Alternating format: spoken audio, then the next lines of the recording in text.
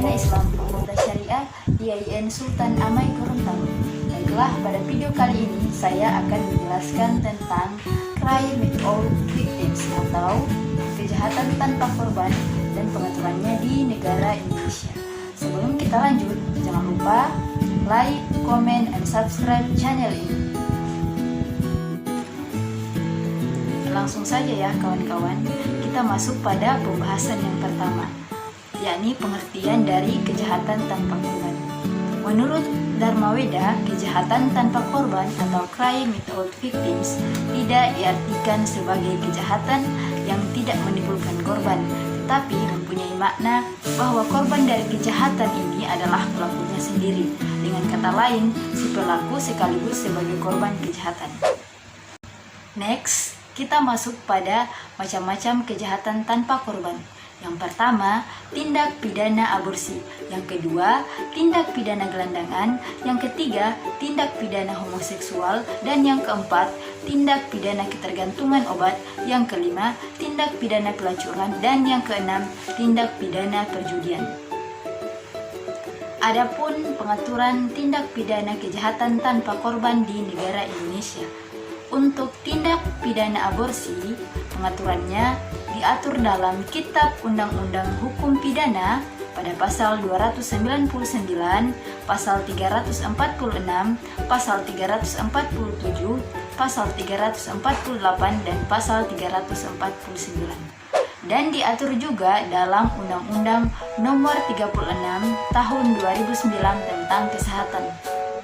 Kemudian diatur juga pada pasal 77 Undang-Undang Nomor 17 Tahun 2016 tentang penetapan peraturan pemerintah pengganti Undang-Undang Nomor 23 Tahun 2000 tentang perlindungan anak menjadi undang-undang. Adapun demikian, untuk tindak pidana aborsi ini selain diatur dalam hukum pidana umum, diatur juga dalam hukum pidana khusus. Kemudian masuk pada tindak pidana gelandangan. Untuk pengaturannya diatur pada pasal 505 Kitab Undang-Undang Hukum Pidana. Telah ditinjau bahwa tidak terdapat pola minimum terhadap pelaku tindak pidana gelandangan, karena gelandangan hanya bersifat tunggal, yaitu terhadap pelaku hanya dikenakan pidana kurungan. Next, tindak pidana homoseksual. Pengaturannya diatur dalam pasal 292 Kitab Undang-Undang Hukum Pidana, pasal 82 Undang-Undang Nomor 17 Tahun 2016 tentang penetapan peraturan pemerintah pengganti Undang-Undang Nomor 1 Tahun 2016 tentang perubahan kedua atas Undang-Undang Nomor 23 Tahun 2002 tentang perlindungan anak menjadi undang-undang. Untuk tindak pidana ini, selain diatur dalam hukum pidana, diatur juga dalam hukum pidana khusus. Kemudian, tindak pidana ketergantungan obat. Pengaturannya diatur dalam pasal 111 sampai pasal 148 Undang-Undang Nomor 35 Tahun 2009 tentang narkotika. Menurut Mahkamah Konstitusi, kriteria penjatuhan sanksi pidana wajib memperhatikan ketentuan tentang rehabilitasi yang diatur pada pasal 127 ayat 2 Undang-Undang Nomor 35 Tahun 2009 tentang narkotika. Terdapat dua pola pidana minimum terhadap pelaku tindak pidana ketergantungan obat menurut pasal 112 Undang-Undang Nomor 35 Tahun 2009 tentang narkotika. Bagi pelaku yang memiliki, menyimpan, menguasai, atau menyediakan narkotika golongan 1 bukan tanaman beratnya tidak melebihi 5 gram, bagi pelaku pidana tersebut akan dipidana dengan pidana penjara paling singkat 4 tahun.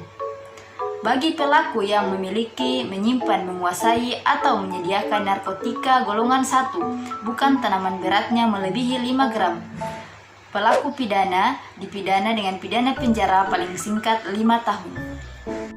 Kemudian kita masuk pada tindak pidana pelacuran. Pengaturannya, ketentuan pidana dalam tindak pidana pelacuran hanya ditujukan kepada pihak-pihak tertentu.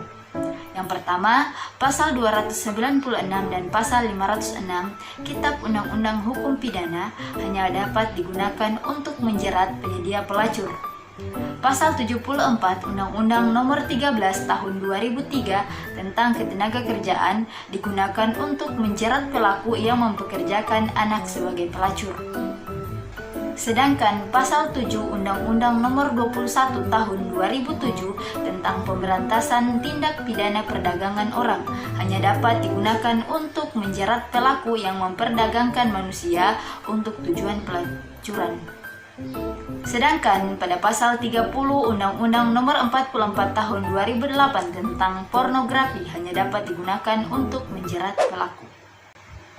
Adapun tindak pidana yang terakhir, yakni tindak pidana perjudian. Pengaturannya diatur dalam pasal 303 dan pasal 303 bis Kitab Undang-Undang Hukum Pidana. Pasal 45 ayat 2 Undang-Undang Nomor 11 Tahun 2008 tentang informasi dan transaksi elektronik. Menurut hemat penulis, tidak terdapat pola pidana minimum terhadap pelaku tindak pidana perjudian, baik yang diatur di dalam maupun di luar Kitab Undang-Undang Hukum Pidana. Baiklah, itulah yang dapat saya sampaikan. Semoga bermanfaat untuk kita semua. Terima kasih. Wassalamualaikum warahmatullahi wabarakatuh.